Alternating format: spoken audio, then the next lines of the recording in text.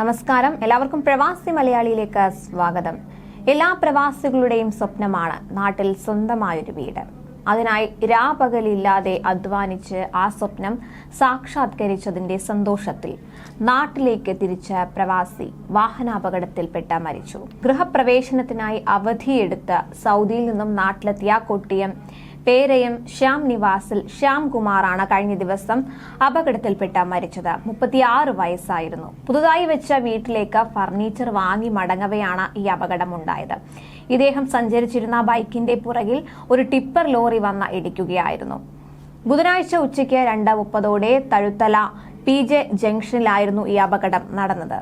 അപകടത്തിൽ ഇദ്ദേഹത്തിന് തലയ്ക്ക് ഗുരുതരമായി പരിക്കേറ്റിരുന്നു. തുടർന്ന് ശ്യാം കുമാറിനെ കൊട്ടിയത്തെ സ്വകാര്യ ആശുപത്രിയിൽ ഉടൻ തന്നെ പ്രവേശിപ്പിച്ചു. എന്നാൽ ജീവൻ രക്ഷിക്കാൻ സാധിച്ചില്ല. വൈകാതെ മരണം സംഭവിക്കുകയായിരുന്നു. റിയാദിലെ ഒരു കമ്പനിയിൽ ക്വാളിറ്റി ഇൻസ്പെക്ടറായി ജോലി ചെയ്തു വരികയായിരുന്നു ശ്യാം കുമാർ. കഴിഞ്ഞ 11 വർഷമായി ഇദ്ദേഹം സൗദിയിലാണ് ജോലി ചെയ്തിരുന്നത്. റിയാദിലെ മലസിലാണ് ഇദ്ദേഹം താമസിച്ചിരുന്നത്. ഏപ്രിൽ 7-നാണ് അദ്ദേഹം സുഹൃത്തുക്കളോട് യാത്ര പറഞ്ഞ് സൗദിയിൽ നിന്നും നാട്ടിലേക്ക് തിരിക്കുന്നത്. കഴിഞ്ഞ 10-നായിരുന്നു ഗൃഹപ്രവേശം. ഭാര്യ നയന, മക്കൾ ആദിദേവ്, ആദികേഷ് എന്നിവരാണ്. അതേസമയം ഏതാനും ദിവസങ്ങൾക്ക് മുൻപാണ് സൗദിയുടെ തെക്കൻ പ്രവിശ്യയിലുണ്ടായ വാഹനാപകടത്തിൽ ആലപ്പുഴ സ്വദേശി മരണപ്പെട്ടത്. ചേർത്തല കുറ്റിയത്തോട് തറയിൽ കൊച്ചു മുഹമ്മദിന്റെയും സഹറത്തിന്റെയും മകൻ 56 വയസ്സുള്ള അബ്ദുൾ സലാമാണ് മരിച്ചത്. ബിഷയ്ക്കടുത്ത് ഖൈബർ ജനൂബിൽ ചൊവ്വാഴ്ച രാവിലെയോടെയായിരുന്നു ഇദ്ദേഹം ഓടിച്ചിരുന്ന കാർ ഹൈലക്സ് ജീപ്പുമായി കൂട്ടിയിടിച്ച് അപകടമുണ്ടാകുന്നത്.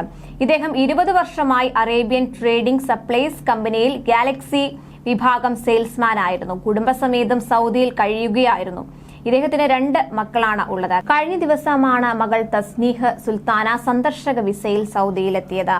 മകൻ തൻസീഹ് റഹ്മാൻ തുടർ പഠനാർത്ഥം നാട്ടിലാണ്. ഭാര്യ റാബിയ, ജിസാനിലുള്ള സഹോദരൻ അബ്ദുൽ ലത്തീഫ് അപകട വിവരമറിഞ്ഞ് ഖമീസിലേക്ക് എത്തിയിരുന്നു.